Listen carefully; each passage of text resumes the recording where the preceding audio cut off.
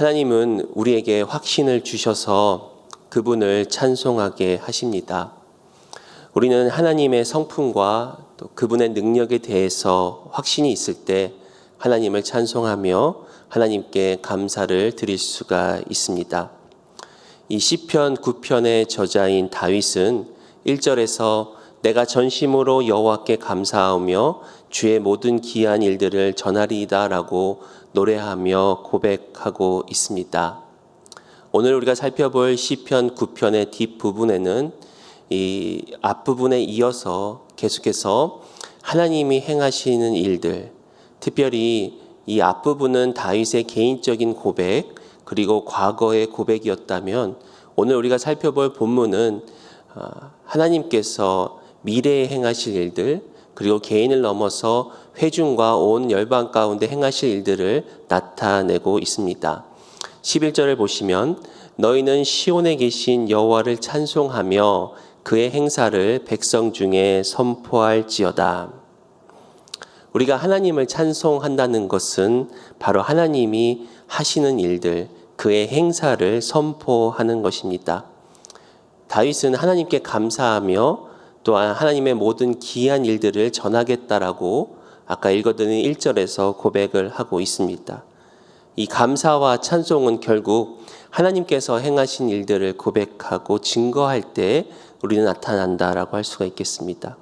이 시편 9편은 다윗이 회중을 인도하는 예배의 찬송의 시입니다. 우리는 예배를 드릴 때 드리는 찬송은 결국 하나님이 하신 일을 기억하고 또 기념하고 선포하는 것이라고 할 수가 있겠습니다.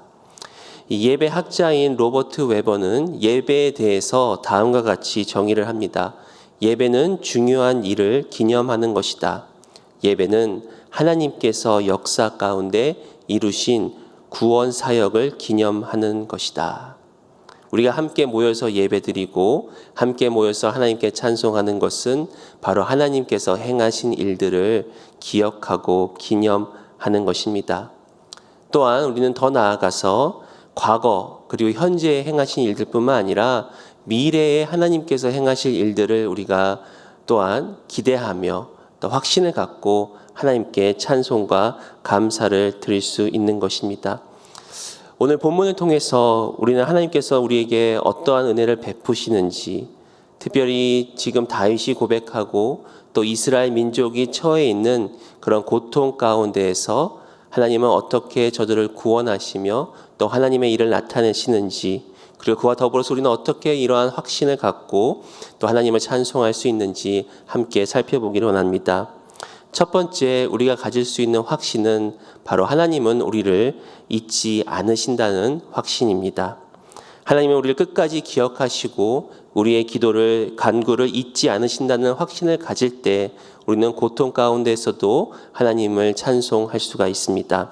12절을 보시면 피 흘림을 신문하시는 이가 그들을 기억하시며 가난한 자의 부르짖음을 잊지 아니하시도다. 바로 우리가 하나님을 찬송할 수 있는 이유는 하나님께서 특별히 억울하게 압제를 당하거나 고통을 당하는 자들을 잊지 아니하시고 그리고 저들의 부르짖음을 기억하시기 때문이다라고 다윗은 고백을 하고 있습니다. 이 12절에 나와 있는 이 피 흘림이라는 것은 이 문자 그대로 쏟아지는 피를 말하고 있습니다. 억울하게 매를 맞아 피를 흘리거나 또 죽임을 당한 사람들을 비유한다라고 할 수가 있겠습니다. 하나님은 그러한 피 흘림을 당한 자들을 신문하신다라고 고백을 합니다.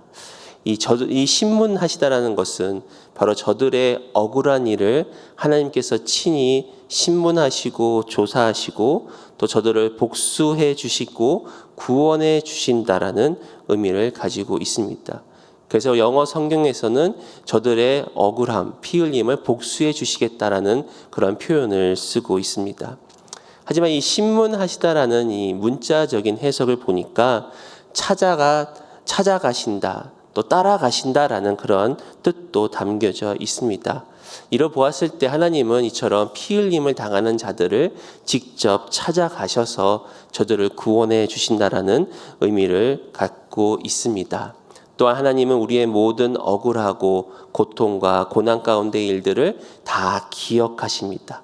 그리고 어려움 가운데 부르짖는 기도를 잊지 않으십니다. 그러면 우리는 이러한 하나님, 또 하나님의 말씀을 붙잡고 계속해서 특별히 고통 가운데서 하나님께 간구할 수 있는 것입니다. 그래서 다윗은 또한 하나님께 이렇게 기도하며 고백을 합니다. 13절 보시면 여호와여 내게 은혜를 베푸소서. 나를 사망의 문에서 일으키시는 주여, 나를 미워하는 자에게서 받는 나의 고통을 보소서. 다윗은 하나님께서 이 고통받는 자들의 기도를 기억하시고 잊지 않으신다라는 그런 확신이 있기 때문에 하나님께 친히 은혜를 베풀어 달라라고 기도를 하고 있습니다. 특별히 원수들로부터 당하는 고통을 하나님께서 직접 보시옵소서라고 그는 간구하고 있습니다. 다윗은 그가 겪는 고통 가운데서도 먼저 하나님께 엎드릴 줄 아는 사람이었습니다. 그리고 다윗은 그가 겪는 고통을 하나님께 솔직하게 고백할 줄 아는 사람이었습니다. 그리고 하나님 앞에서 바로 정직한 사람이었습니다. 우리가 고통과 고난 가운데 힘이 들 때면 우리는 그대로 하나님 앞에 솔직하게 고백할 줄 알아야 합니다. 그리고 하나님께 그 고통을 보시고 은혜를 베풀어 달라고 우리는 하나님께 기도하며 또 나아갈 수 있는 것입니다. 다윗은 하나님과 동행하였기 때문에 하나님께서 직접 그의 사정을 하나님께 아뢰 뿐만 아니라 하나님께서 지금 그가 겪고 있는 고통을 보시라고 요청을 할 수 있었던 것입니다. 그만큼 다윗에게는 하나님이 가까이 계셨습니다. 비록 그가 사망의 문에 있는 것 같은 그런 고통에 있을지라도 하나님은 그곳에서 직접 그를 일으켜 주신다라는 확신을 가지고 있었습니다. 여기서 다윗이 지금 하나님께 은혜를 베풀어 달라라고 기도를 하면서도 그곳에서 하나님께서 친히 일으켜 주시고 지금 당하는 일을 곁에서 함께 봐달라는 그런 기도라는 것은 결국 다윗은 하나님과 동행하는 가운데 하나님과 친밀한 그런 교제를 나누는 가운데 하나님이 곁에 계시다는 것을, 하나님께서 그를 잊지 않고 그를 기억하신다라는 그런 확신이 있었기 때문에 이렇게까지 다윗은 하나님께 고백을 할 수 있었던 것입니다. 이와 더불어서 다윗은 하나님께서 만약에 그에게 은혜를 베푸신다면 이러한 서원의 기도를 드립니다. 14절 보시면 그리하시면 내가 주의 찬송을 다 전할 것이요 딸 시온의 문에서 주의 구원을 기뻐하리이다. 14절 앞에서 시작하는 이 그리하시면, 만약에 하나님께서 그의 곁에 계셔서 그의 고통을 보시고 그를 직접 일으켜 주시는 그 은혜를 베푸신다면 다윗은 하나님의 찬송을 온 열방 가운데 전할 것이요 또한 이 딸 시온의 문에서 주의 구원을 기뻐하리이다라고 그가 하나님께 서원의 또한 기도 또 고백을 드리고 있습니다. 바로 이 미래에 베푸실 그 은혜를 확신하며 또 그에 따른 믿음, 그의 반응을 하나님께 고백하고 있는 것입니다. 여기서 이 14절에서 딸 시온의 문에서 구원을 기뻐하리이다라는 이 고백, 특별히 이 딸 시온의 문, 이 시온이라는 의미는 이 예루살렘, 또 하나님의 전, 또 하나님의 성막이 있는 곳을 의미한다라고 할 수가 있겠습니다. 근데 이 예루살렘의 시온을 이 딸 시온과 같은이라고 그는 표현을 하고 있습니다. 그만큼 이 하나님께서 이 딸을 사랑하시는, 또 자녀를 사랑하시는 그 하나님의 그 사랑을 또 여기서 그는 고백하는 것입니다. 물론 이 아들과 딸이 있고 또 아들도 많이 사랑스럽지만 이 딸을 또 사랑하는 마음은 좀 다른 것 같습니다.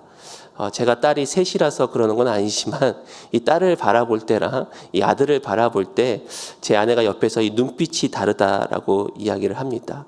모든 자녀들을 우리가 사랑하지만 다윗은 이 하나님께서 이 예루살렘을 또 하나님의 백성들을 딸같이 사랑하신다라는 그 표현이 제가 이 말씀을 준비하고 묵상을 하면서 더 하나님의 그 친밀한 또 깊은 그 사랑을 좀 느낄 수가 있었습니다. 이처럼 다윗은 하나님의 사랑 안에 거하는 자요, 또 하나님의 사랑을 진정으로 맛보아 아는 자였습니다. 이처럼 하나님은 우리를 잊지 않으십니다. 하나님은 과거도 그렇고 지금 이 순간에도 그렇고 앞으로 미래에도 신실하게 우리를 기억하시고 우리의 기도의 간구를 들으시며 은혜를 베풀어 주십니다. 다윗과 같이 비록 고통의 시간이 오래될 수 있습니다. 기다림의 끝이 보이지 않을 수도 있습니다. 지금 이 순간에도 힘든 시간들을 계속해서 보내는 분들이 주위에 많이 계십니다. 하지만 하나님이 우리를 잊지 않으신다는 그 확신, 그리고 우리를 기억하신다는 확신, 또 우리를 딸과 같이 사랑하신다는 그 확신이 있을 때 다윗처럼 하나님께서 은혜를 베푸신다면 우리가 하나님의 찬송을 열방 가운데 선포하고 하나님의 구원을 기뻐하겠습니다 라는 그런 기도의 고백이 저와 여러분 가운데 있을 줄 믿습니다. 또 두 번째로 우리가 알 수 있는 확신은 바로 하나님은 악인들을 잊어버리게 하신다는 그런 확신입니다. 우리가 악인들로 인하여 억압받고 고통 가운데 있을지라도 결국 저들은 잊혀버림을 당할 것이라는 것을 확신할 때 우리는 계속해서 하나님을 찬송할 수 있습니다. 다윗은 하나님께서 피 흘림을 당한 자, 억압받은 자들을 잊지 않으신다라고 말씀하시면서 또 반대로 저들을 억압하는 악인들은 잊혀질 것이다라고 그런 고백을 하고 있습니다. 다윗은 끊임없이 원수들로부터 위협을 당하고 고난을 당했습니다. 오랫동안 사울 왕에게 쫓기었고 또 주위에 있는 적국 블레셋과 또 계속해서 전쟁을 치르며 심지어 아들 압살롬으로부터도 도망 나온 그런 신세였습니다. 그의 인생은 늘 악인과 원수들로 둘러싸여 있었으며 또 이스라엘도 그 역사를 볼 때 계속해서 주위에 있는 적국들로부터 그런 전쟁의 위협을 당하고 있었습니다. 실제로 어느 역사학자가 이야기를 하기를 인류 역사 가운데 한 90% 이상이 전쟁을 해왔고 나머지 7% 정도가 평화의 시간이었다라고 합니다. 그만큼 이 인류의 역사는 끊임없는 그런 전쟁의 위협 속에 살고 있는 것이 우리의 현실입니다. 그러나 하나님께서는 그러한 악인들 또 대적하는 저들을 잊혀지게 할 것이다라고 그렇게 고백을 합니다. 17절을 먼저 보시면 악인들이 스올로 돌아가며 하나님을 잊어버린 모든 이방 나라들이 그리하리로다. 여기서 다윗이 이야기하는 이 악인들이라는 것은 이 17절에 나와 있듯이 바로 하나님을 잊어버린 모든 이방 나라들인 것입니다. 즉 우리가 이 하나님을 잊어버린 나라들은 결국 최후에 하나님께서 저들을 잊혀지게 하실 것이다, 잊어버리실 것이다 라고 다윗은 고백을 하고 있는 것입니다. 아까도 말씀드렸지만 이 사울과 또 그의 아들 압살롬 등 개인적으로 다윗을 힘들게 하고 괴롭히고 억압하는 그런 원수들이 있었습니다. 또 그와 동시에 이스라엘 나라 주위에 있는 여러 국가들, 이방 민족들, 특별히 하나님을 잊어버리고 하나님을 대적하는 그런 이방 민족들의 그 결과도 하나님께서 결국 저들을 심판하실 것이다라고 그렇게 말씀을 하고 계십니다. 시편을 우리가 자세히 읽고 묵상을 하다 보면은 이처럼 이 원수에 대한 심판을 간구하는 내용들이 참 많이 있습니다. 다윗과 같이 지금 저와 여러분들도 간혹 우리가 주위에 있는 사람들로부터 그런 어려움을 당할 때가 있습니다. 마치 원수와 같이 우리를 힘들게 하고 억압하게 하고 또 우리를 고통스럽게 하는 사람들이 있을 수가 있습니다. 이러한 사람들을 생각할 때 과연 시편처럼 하나님 저들을 심판하여 주시옵소서라고 우리가 기도를 해야 하는가라는 그런 생각도 들 수가 있겠습니다. 하지만 예수님께서는 이미 우리에게 이 원수들로 사랑하라라고 말씀을 하십니다. 그리고 예수님도 십자가에서 그를 죽이려고 했던 이 수많은 사람들을 용서하셨습니다. 그럼 우리가 이러한 시편 본문들을 볼 때 우리가 기억해야 될 것은 바로 이 원수들이라는 것은 물론 우리에게 힘들게 하고 우리를 억압하는 그런 사람들의 그런 위험과 어려움으로부터 우리가 또한 구원을 얻기 위해서 하나님께 마땅히 기도해야 되지만, 궁극적으로 이 시편에 나와 있는 원수들은 바로 하나님을 대적하고 하나님을 잊어버린 그 나라들, 또 예수님을 잊어버린, 또 하나님의 일을 방해하는 그런 이 세상을 뜻한다라고 우리가 할 수가 있겠습니다. 얼마나 이 세상에 우리가 참 많은 어려움들을 당하고 있습니까?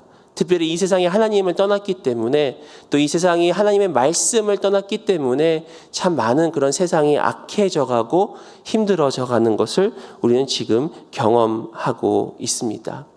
미국에서 계속해서 많은 이슈가 되고 있는 이 동성애에 대한 이슈가 아마 대표적인 예일 것입니다.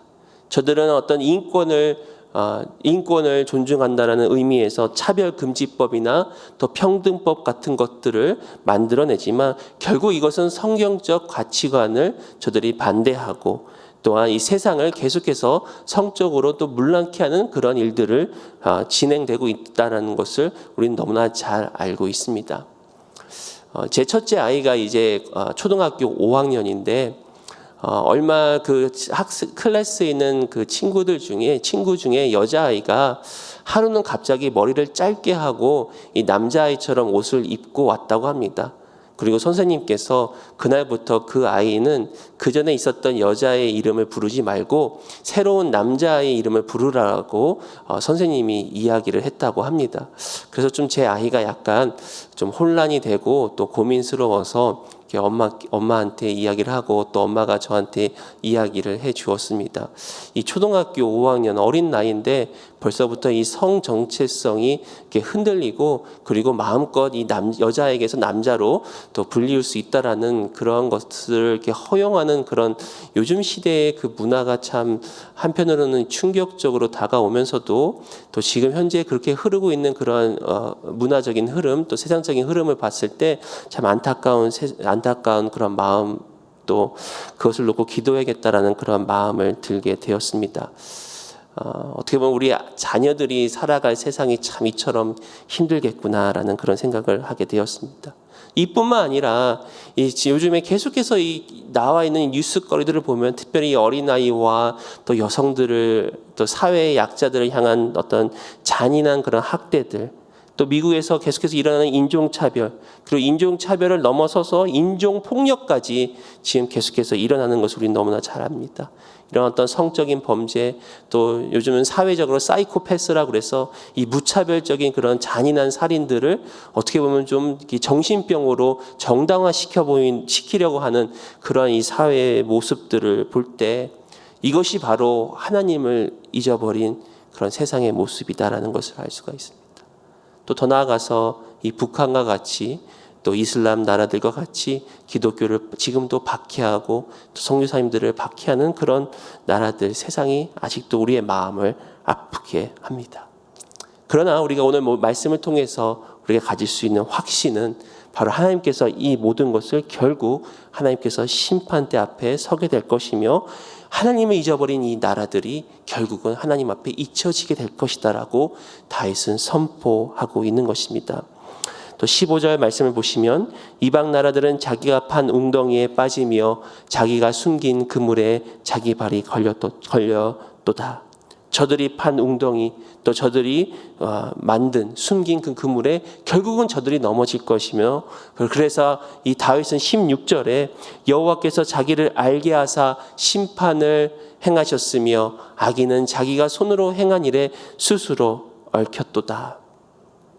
결국 저 악인들의 그런 웅덩이와 저들이 숨긴 그물과 또 저들이 행한 일들이 결국 저들이 스스로 넘어지고 스스로 빠지며 또 스스로 얽혀짐을 통해서 궁극적으로 드러나는 것은 바로 하나님의 영광인 것입니다. 16절의 고백과 같이 결국은 저들을 통해서 심판하시는 하나님은 온 열방 가운데 하나님을 드러나고 또 하나님을 알게 하실 것이다라고 그가 고백을 합니다. 마치 이스라엘 민족이 출애굽할 때 하나님께서 애굽에게 10가지 재앙을 내리시고 또 바로와 그의 군대들을 홍해에서 수장시킨 것으로 인하여 열방이 하나님에 대해서 듣고 열방이 하나님을 알고 열방이 하나님을 두려워하며 떨며 또 하나님을 경외하는 그 역사가 결국은 마지막 때에 일어날 것이다. 최후의 심판에 하나님께서 모든 것을 승리하시고 저들을 잊혀지게 할 것이다라는 그런 다윗의 고백을 통해서 그 확신을 통해서 지금 이 세상을 살고 있는, 어떻게 보면 갈수록 하나님으로부터 멀어져 가고 있는 것처럼 보이는 이 세상을 살고 있는 저와 여러분들이, 그럼에도 불구하고 우리가 모두가 하나님을 찬송할 수 있는 것입니다. 18절에 다윗은 이렇게 고백합니다.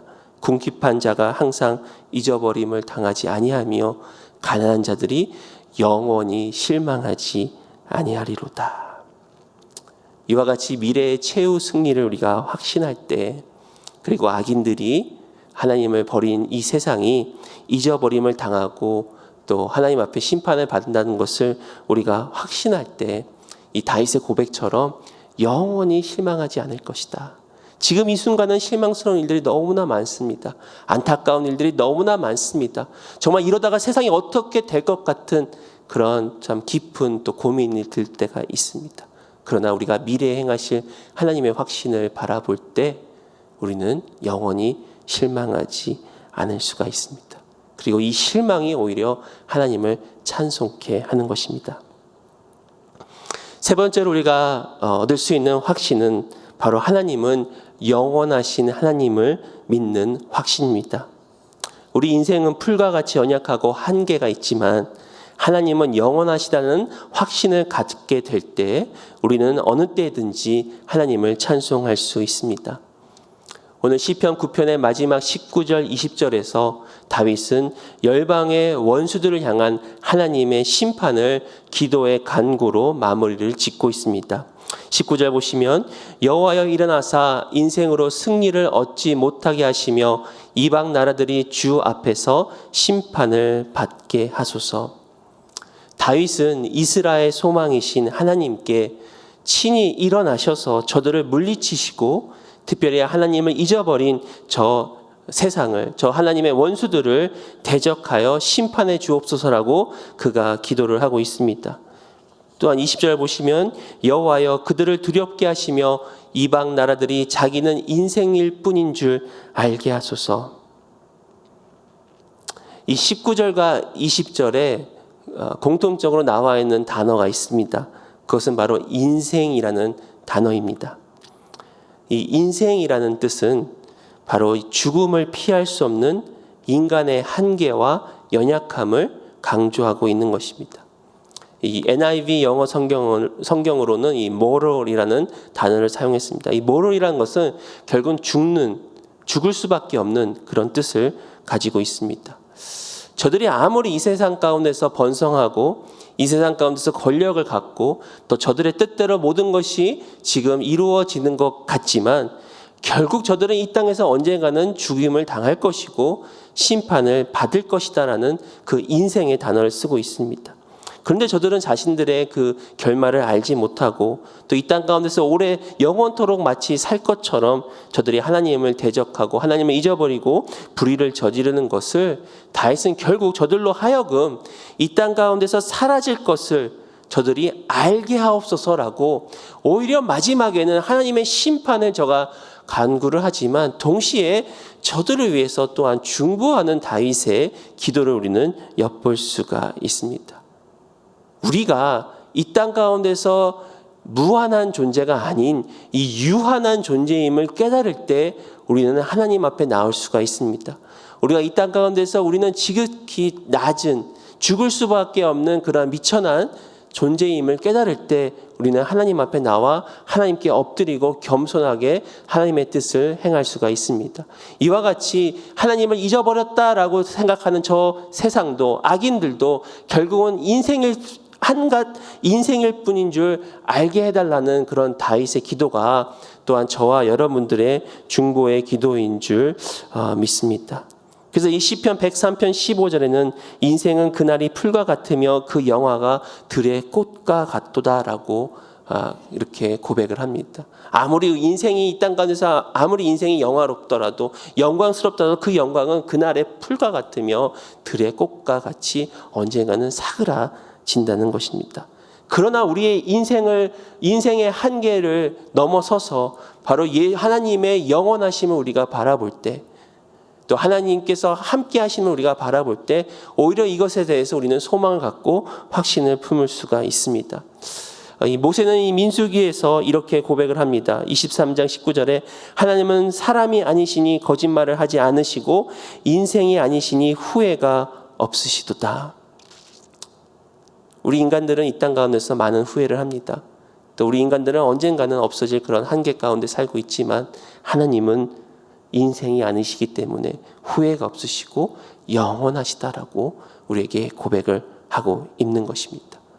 이처럼 우리가 이 땅 가운데서의 한계를 깨닫고 하나님께 겸손히 나와 또 하나님을 붙잡고 또 소망을 품을 때 우리는 그러한 확신으로 인하여 또 하나님을 찬송할 수 있는 것입니다. 시편 20편 7절에는 이렇게 고백합니다. 어떤 사람은 병거, 어떤 사람은 말을 의지하나 우리는 여호와 하나님의 이름을 자랑하리로다. 이 땅 가운데서의 인생은 어떤 병거, 권력, 그리고 사람은 말을 의지하는 어떤 재물을 의지하지만 이 땅 가운데서의 그런 인생이 얼마 되지 않는 것을 우리가 알 때는 바로 하나님 여호와의 이름을 자랑할 수밖에 없는 것입니다. 오늘 말씀을 마치면서 다시 한번 여러분들과 함께 우리가 영원하신 예수 그리스도를 바라보며 날마다 주님과 동행하며 찬송드리는 그런 삶을 살기 원합니다. 오늘 이 시편 9편은 하나님께 드리는 예배의 시입니다. 그리고 우리가 드려야 될 진정한 예배의 초점은 바로 예수 그리스도께 있는 것입니다. 앞부분에 말씀드렸던 이 로버트 웨버의 예배의 정의 중에 또 다음과 같은 예배의 정의가 있습니다. 예배는 교회에게 있어서 모든 중심이 되고 결정적이고 필수적인 사건, 즉 그리스도께서 십자가에 달리신 것과 부활하신 것을 기억하는 것이다. 하나님께서 우리에게 행하신 일들, 그것을 우리가 기억하고 기념한 것뿐만 아니라 결국은 궁극적으로 모든 중심이 되고 모든 결정적인 그 사건, 예수 그리스도의 십자가의 사건과 부활을 기억하고 선포하는 것이 바로 예배라는 것입니다.